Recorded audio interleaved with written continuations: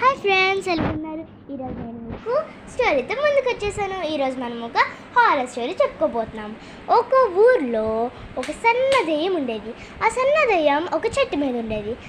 ఆ చెట్టు మీద చాలా చాలా రెయిన్ అండ్ గాలి వచ్చింది. ఆ గాలి వల్ల ఆ సన్న దెయ్యం వెళ్ళి ఒక ఇంట్లో పడింది. ఇంట్లో పడటం వల్ల మార్నింగ్ అవ్వగానే ఆ సన్న దెయ్యం ఒక యంగ్ గర్ల్ లాగా మారిపోయింది.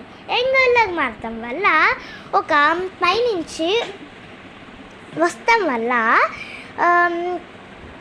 ఒక సన్నుడు ఉంటాడు, కానీ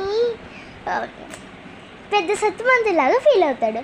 అయ్యేటప్పటికి ఆడు తనని చూసి షాక్ అయిపోయి ఇంకా అలా కొన్ని రోజులకి వాళ్ళు పెళ్లి చేసుకున్నారు.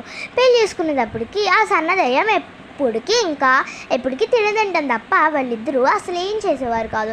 అయ్యేటప్పటికి వాళ్ళ అత్తయ్యకి అసలు కోపం వచ్చేది. కోపం వస్తాం వల్ల వాళ్ళ అత్తయ్య ఒకసారి చెక్ చేయడానికి రాత్రి చూసిన తర్వాత వాళ్ళ అత్తయ్య ఇంకా వాళ్ళ ఆయన వెళ్ళి చూసేటప్పటికి అదొక దెయ్యం అని అప్పుడు తెలిసింది. అప్పుడు వాళ్ళ అత్త ఒక ప్లాన్ వేసి ఒక కైట్ని తీసుకుని ఆ దెయ్యాన్ని కైట్ మీద ఎగిరేసి పంపించేసింది.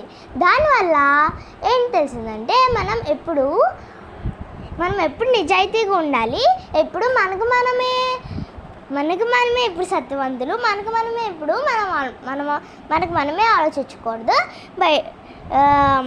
మనం చదువుకోవాలి, అంతేగాని మనకు బలం అయ్యి అని ఆలోచించుకోకూడదు. పెద్దంతా ఏమవ్వాలో అదే చూసుకోవాలి.